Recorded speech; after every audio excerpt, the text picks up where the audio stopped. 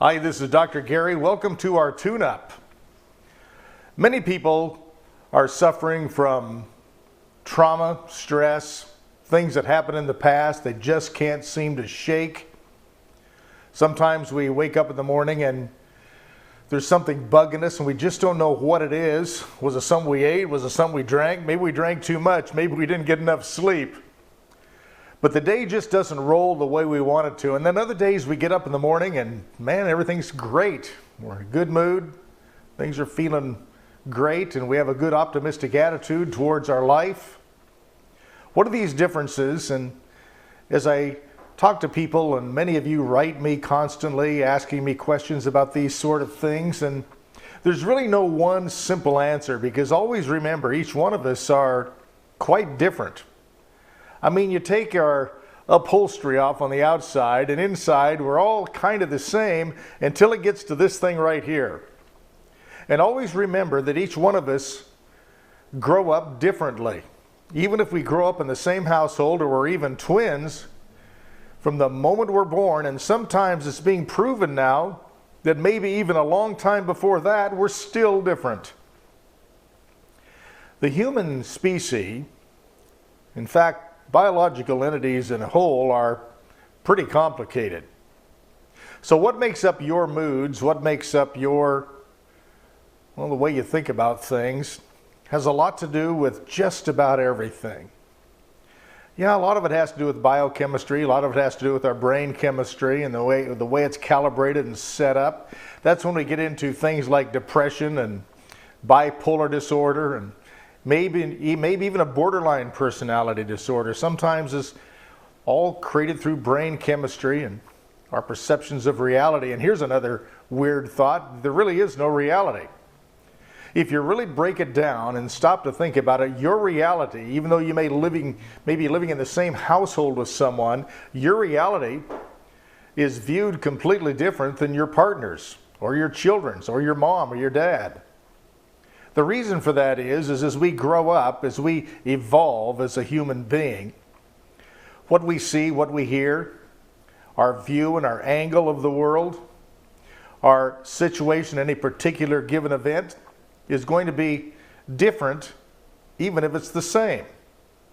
Meaning that our perceptions are built upon a complex equivalency of our experiences. In the price that we pay to live our life, we have to understand that each one of us' experiences are completely different than anyone else walking in the streets out there. Our life is unique. Your life is unique. So I'm talking to you right now. If you watch my tune-ups, and I know many of you do, everywhere around the world, people are watching these, and I appreciate it. But my point is, each one of us are different. Every one of our points of view in the world, every reality that we live in right now is quite different from anyone else's. Even if we're in the same environment or moving through the same span of time or the same generational complexes, we are different than the person sitting next to us, even if we've experienced many things the same way. The reason for that is that the way we imprint information is based upon our own neurochemistry and our own perceptions of our experiences as we live them each day, and that gets written in our brain cells, in our memory cells, and that's even controversy. Where are they really at? They're all over our body. We are a complex equivalency of a neural pathway and a network within ourselves that is so complicated that we're not even going to get close to what somebody else understands.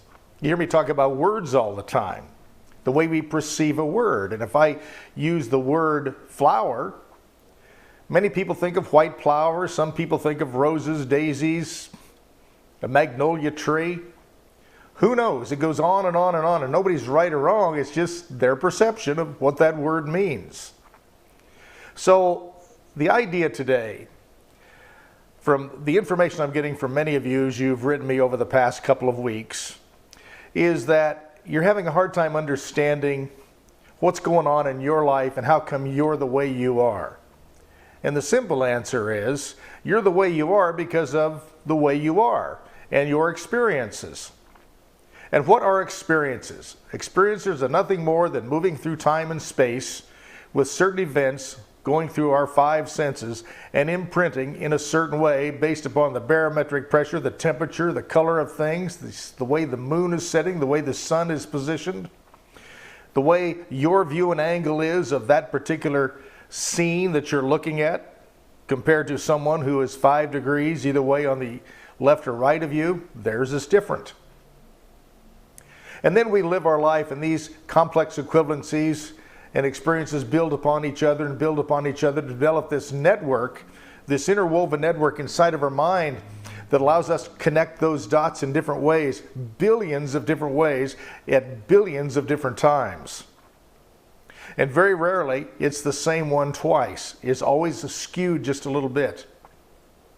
We cannot expect ourselves to be totally understood by anyone. And yet, we got to also appreciate the fact that when we think we know what somebody's saying or thinking about, we really don't.